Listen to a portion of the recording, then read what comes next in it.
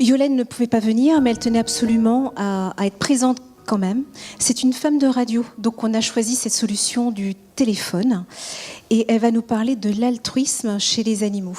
On s'aperçoit avec les scientifiques, les diverses études, que les animaux ont des comportements, sont donc des êtres sentients, et qu'ils ont des comportements qui sont parfois très exemplaires et dont on devrait s'inspirer. Donc je l'appelle. Donc on va aller directement dans le vif du sujet. Nous avons parlé ce matin énormément de ce qui se passe sur la planète, de la situation, et notamment du comportement des humains vis-à-vis des animaux. Et l'objet avec toi, notre objectif avec toi, c'était que tu puisses effectivement nous parler des animaux et de l'altruisme chez les animaux. Absolument. Parce qu'en fait, on a eu des années d'obscurantisme pour des raisons essentiellement politiques, religieuses et économiques. C'est-à-dire que pendant des siècles, on a tout fait pour ne pas partager le pouvoir. Alors, tout ça n'est qu'une question de pouvoir, parce que l'être humain est un être de pouvoir, donc on tuait les prédateurs, on tuait les concurrents, on a pillé la nature et on a considéré que l'animal, comme la femme d'ailleurs, ou l'homme noir dont on a fait un esclave, enfin tous ces gens-là n'étaient pas très intelligents, pas très généreux, et c'était pas très intéressant. Et puis Darwin est arrivé. Et a beaucoup bougé les choses et la pensée, mais il a été très mal interprété parce qu'en fait, on a toujours considéré que la nature était, vous savez, la fameuse loi de la jungle, donc la nature n'avait pas d'altruisme, ce n'était que de la cruauté. Et en fait, Darwin très très vite a compris que en fait c'est pas vrai. La nature, c'est un mélange des deux. Comme d'ailleurs l'être humain est un mélange des deux, comme les animaux sont un mélange des deux, comme les végétaux sont un mélange des deux. C'est à la fois de la concurrence, de la lutte, parce qu'il faut lutter pour vivre, mais en même temps, c'est beaucoup de collaboration, de solidarité, de générosité. Et du coup, c'est un peu triste parce que Darwin a été récupéré pour des idéologies autoritaires ou capitalistes. Et on nous a redit à nouveau que dans la vie, il faut combattre, il faut être le meilleur. Si on est gentil, c'est qu'on est faible. Si on est altruiste, c'est qu'on est... etc., etc. Heureusement, aujourd'hui, tout ça est en train de changer grâce à la fois à l'évolution de la pensée, l'évolution sociétale des gens. C'est pour ça qu'on a une journée mondiale de l'altruisme et c'est formidable. Mais c'est aussi grâce quand même un petit peu à la science aussi qui a beaucoup découvert de choses. Et c'est vrai que des gens comme Jane Goodall, etc., ont énormément changé les choses. On découvre que les animaux ont une intelligence notamment émotionnelle pour revenir sur notre sujet, un altruisme qui a une entraide incroyable chez les animaux, chez les plantes, chez les arbres. Je dirais même dans les bactéries de votre ventre. Chacun d'entre vous a des milliards de bactéries dans son ventre. Et c'est parce qu'elles sont capables de s'entraider que vous êtes en bonne santé, finalement. Et tout ça est très logique. C'est un instinct de survie. On sait bien qu'on ne peut pas vivre tout seul. Donc, si on veut vivre correctement, il faut aider les autres pour que les autres vous aident. C'est vraiment un principe de base de la nature, qu'elle soit végétale, animale ou humaine. Donc, en fait, c'est vraiment une révolution politique, économique, scientifique, ça j'en parlerai pas trop, mais je dirais surtout philosophique en ce qui nous concerne sur l'altruisme. C'est-à-dire que l'homme doit descendre de son piédestal, il faut qu'il arrête de se croire le seul généreux et le seul altruiste. Il est un animal... il est un animal comme les autres et justement, il peut vraiment s'inspirer de la tolérance et de l'altruisme des animaux qu'on est en train de découvrir et qui est incroyable. Alors, là, j'ai pris 4 exemples, donc je suis vraiment navrée parce que on avait préparé des photos, ce qui était plus sympathique, mais bon, vous allez être obligé de faire que m'écouter. Je suis navrée de cette punition. Je prendrai comme premier exemple une étude qui vient de sortir il y a très très peu de temps sur la meute de loups. Et alors j'adore cet exemple parce que le loup étant un animal sur lequel on a raconté absolument n'importe quoi, parce que ça nous arrangeait bien de donner l'image d'un loup, le dominant sanguinaire, super méchant, ça arrange les éleveurs. D'ailleurs aujourd'hui, en fait, tous les gens qui étudient le loup sont en train de nous expliquer que ça n'a rien à voir, c'est juste un bon père de famille. En fait, le loup, c'est un père de famille extrêmement attentif, et la meute, c'est une famille extrêmement soudée, avec des fratries qui s'occupent des petits. Donc, je pourrais vous donner des milliers d'exemples. Je vais juste vous en donner un qui est très intéressant. C'est, on voit une meute de loups. Quand nous, on suit à la guerre ou même dans des manifs, qu'est-ce qu'on fait? On suit le chef. Hein, et en gros, voilà, il y a le chef devant et il y a tous les autres derrière. Chez les loups, c'est 1000 fois plus subtil, c'est hyper stratégique et c'est complètement basé justement sur l'entraide. Au départ, vous avez les trois les plus vieux. Tous les vieux et les malades, on les met debout au début de la meute, parce que c'est eux qui vont donner le rythme du groupe, parce que comme c'est les plus fragiles, tout le groupe va entièrement se mettre au rythme des vieux et des malades. Ensuite, ils vont être suivis par 5 loups, qui sont parmi les plus forts et les plus puissants, dont le boulot est de protéger ces 3 premiers, vieux ou malades. Après, il y a tout le reste de la meute. Il y a les mamans, il y a les petits, etc. À nouveau, il y a 5 loups hyper puissants dont le boulot est de protéger ce reste de la meute. Et derrière, mais vraiment loin derrière, on le voit 50 mètres derrière, il y a le chef. Il y a le chef de la meute, parce que depuis sa position, il voit tout le monde, il contrôle le groupe, il voit s'il n'y a pas un problème, s'il peut y avoir une attaque, etc. Il anticipe les décisions, et c'est lui qui va gérer le groupe et le diriger. C'est hyper intéressant comme découverte, parce que ça montre qu'en fait la meute, elle vit au rythme des anciens. D'ailleurs, les loups respectent énormément les vieux loups. Jusqu'au bout, ils les aident parce qu'ils aiment leur expérience. On peut se poser des questions sur notre façon de traiter nos vieux et de les mettre dans des mouroirs qui sont des EHPAD avec tous les jours des scandales, etc. Et le leader, en fait, il n'impose pas son choix. Il n'est pas là à être devant. Il va imposer un esprit d'entraide. Il ne laissera personne derrière puisque c'est lui qui est derrière. Et c'est vraiment très passionnant. Alors vous allez me dire, ok, c'est de l'altruisme, mais un peu intéressé, ce qui est vrai, puisque c'est sa famille, etc. Alors je vais vous donner un autre exemple. On est en train de découvrir des solidarités interespèces, où là, ça n'a rien intéressé parce que les animaux s'en fichent. On découvre même des choses incroyables. C'est des animaux qui aiment et qui aident des proies. Donc, c'est-à-dire des animaux qu'ils pourraient manger. On a vu, alors j'avais mis plein de photos, mais on a vu des chats qui sont amis avec des corneilles. On a vu un lion. On lui a envoyé une chèvre vivante pour qu'il la mange. Il n'a pas voulu la manger. C'est devenu sa copine. On a vu plein d'exemples comme ça, ce qui montre que l'altruisme purement gratuit, l'entraide, existe complètement chez les animaux. On ne sait pas encore pourquoi vraiment. C'est pas étudié, mais nous qui avec nos migrants, avec des problèmes de racisme, etc., avons tellement de soucis pour aider les gens qui sont pas comme nous, je trouve que c'est intéressant de voir que les animaux, contrairement à ce qu'on pense, ils sont capables de s'aimer et de s'entraider, même avec des gens qui leur ressemblent pas. Le troisième exemple que je prendrais, c'est l'altruisme incroyable que les animaux ont avec nous. Dieu sait que ça fait quand même des siècles que les animaux sont quand même très martyrisés, très exploités pour faire la guerre, pour être mangés, pour nous porter comme les chevaux pour conquérir le monde, etc. On voit à quel point les animaux sont souvent d'une générosité, d'une patience incroyable avec nous. Et on le voit notamment dans une nouvelle tendance aujourd'hui qui devient très importante et où ils sont très au point aux États-Unis, mais en France ça commence, c'est ce qu'on appelle la médiation animale ou la zoothérapie. C'est-à-dire qu'en fait quand les animaux, grâce à leur générosité et grâce à leur intelligence émotionnelle, sont capables de nous aider. Donc là vous avez des lapins, des lamas, des chevaux, qui est là. J'avais une petite vidéo sur une biche qui interviennent pour aider les humains fracassés. Donc c'est les humains avec les pires problèmes, des prisonniers extrêmement violents, des bébés que les parents battent, enfin des choses absolument, des femmes violées, enfin des choses terribles. Et on voit à quel point l'animal, par sa douceur, par sa présence, par sa générosité, est capable de nous aider énormément. Le top du top étant évidemment le chien.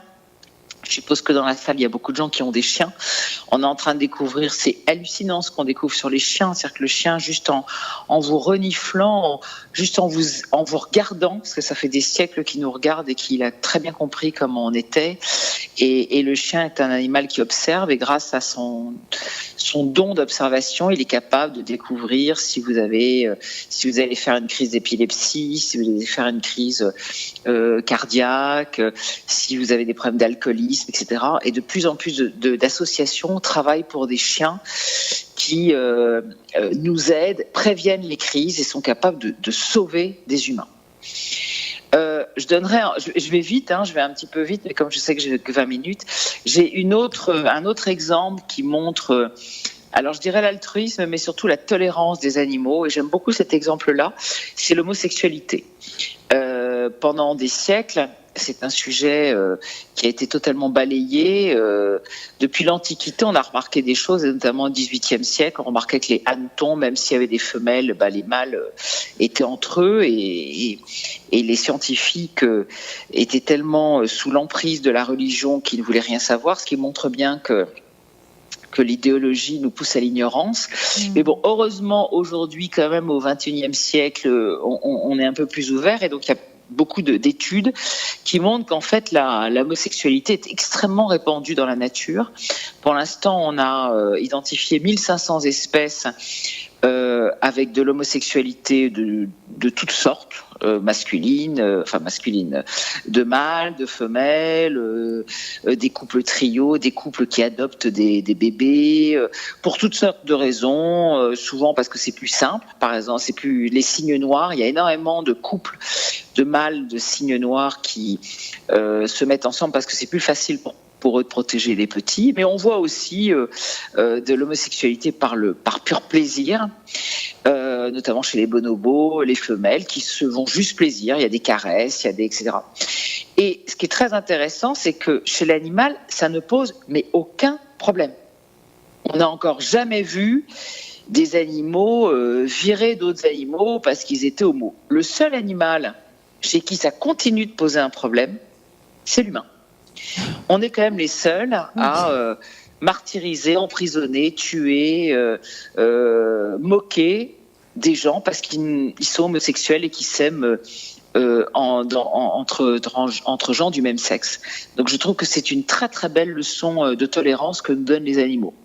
Et le dernier exemple que je donnerai, qui est un exemple absolument passionnant, là aussi c'est quelque chose qu'on découvre depuis très très peu de temps, c'est ce qu'on appelle l'intelligence collective avec les insectes sociaux. Les biologistes ont découvert depuis les années 70 à peu près que des tout petits insectes qu'on trouve très méprisables, qui sont moches, qui sont pas intéressants, les termites, les fourmis, les abeilles, des petits trucs tout petits qu'on trouve souvent dégoûtants, ils ont une intelligence absolument extraordinaire. Et notamment, ils ont une intelligence, ce qu'on appelle l'intelligence collective, ce qui fait qu'il n'y a pas de hiérarchie chez eux. Par exemple, on a dit que la reine dans une ruche, c'était une reine, mais c'est typiquement un truc humain, c'est pas du tout une reine, c'est une pondeuse, elle a absolument pas plus de pouvoir que les autres. Et en fait, on se rend compte aujourd'hui que chez les insectes, chez tous ces insectes-là, chacun a sa place, chacun est autonome, chacun peut changer de métier. Les abeilles, elles peuvent changer dans leur petite vie, elles changent 7-8 fois de métier.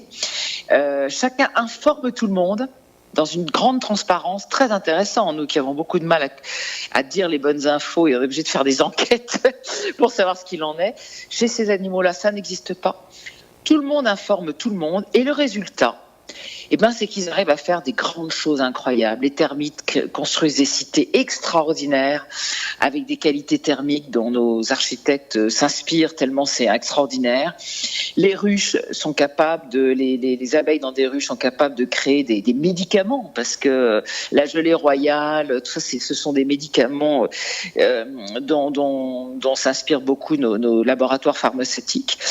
Et toute cette immense intelligence étonnante, elle commence à devenir un modèle de management aux États-Unis notamment, où ce que l'on appelle les entreprises libérées commencent à s'inspirer de ces insectes sociaux avec d'autres forces de management, sans cette hiérarchie, vous savez, très pyramidale et très humaine, quoi. Il y a un chef, il y a des sous-chefs, et puis en dessous, il y a plein de pauvres gens qui essayent de bosser comme ils peuvent, et c'est pour ça qu'on ne comprend pas que dans nos groupes, ça aille pas bien, qu'il y ait autant de burn-out, de suicides, etc. Ben oui, parce qu'on est dans une hiérarchie qui est tellement pyramidale qu'elle est basée sur la compétition, et du coup, qu'est-ce que ça fait la compétition? Ben, c'est des rivalités, c'est de la tricherie, vous faites tout et n'importe quoi pour arriver avant le copain, et du coup, forcément, ça crée beaucoup de malheur, alors que chez les insectes sociaux, il y a une espèce de respect de l'autre et qui est très très intéressante.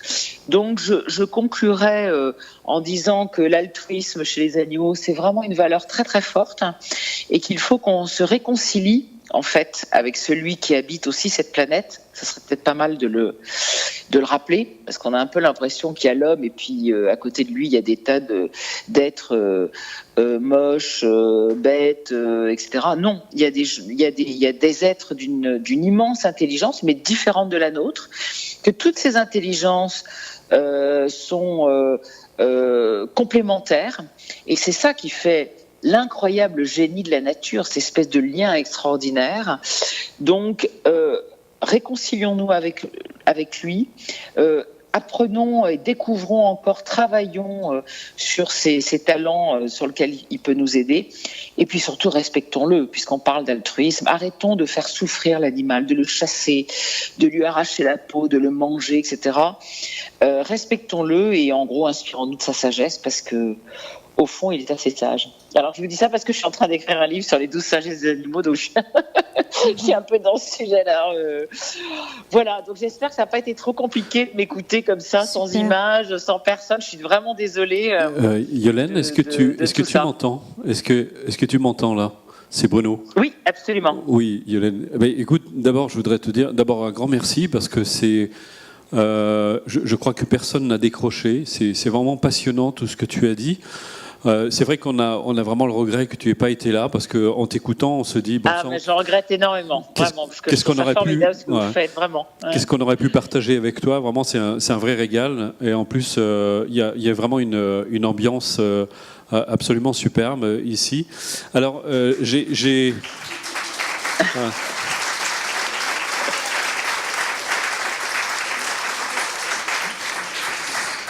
J'ai Lamia que tu connais de Sea Shepherd, je crois.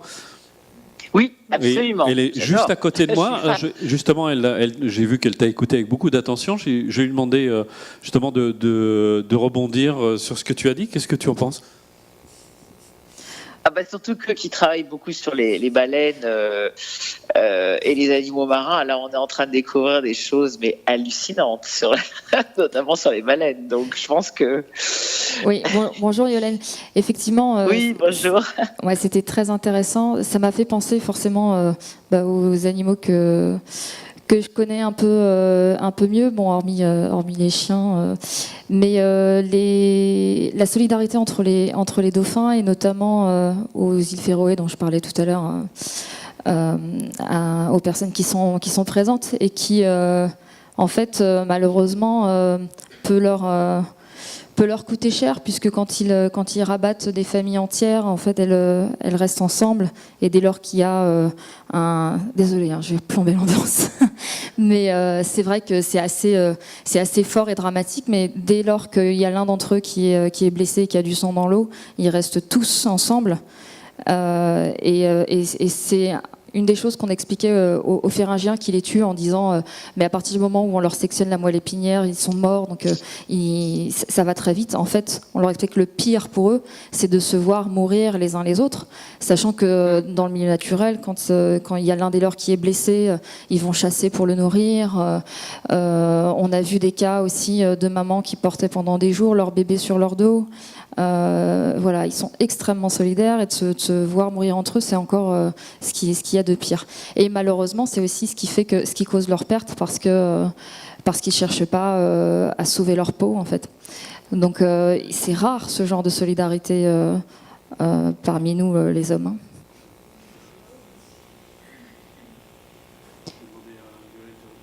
Oui, Yolène ? Oui. Oui, voilà. Donc, est-ce que tu as entendu ce que disait Lamia ? J'ai pas tout entendu, mais parce que j'ai un peu de mal, j'avoue, sur le son. Mais oui, parlait de l'incroyable sens de la famille chez ces animaux marins, chez les dauphins, chez les orques aussi. J'ai interviewé il n'y a pas longtemps Pierre-Robert de la Tour qui plonge avec des orques, qui sont quand même les prédateurs les pires, les plus redoutables, et qui en fait eux aussi ont une intelligence collective. En fait, c'est une grande famille avec un respect entre eux, vraiment dont on ferait mieux de s'inspirer. Parce qu'on a beaucoup de leçons à recevoir de tous ces gens-là. Et ils racontent d'ailleurs que quand les orques mangent, il n'y a aucune agressivité entre elles.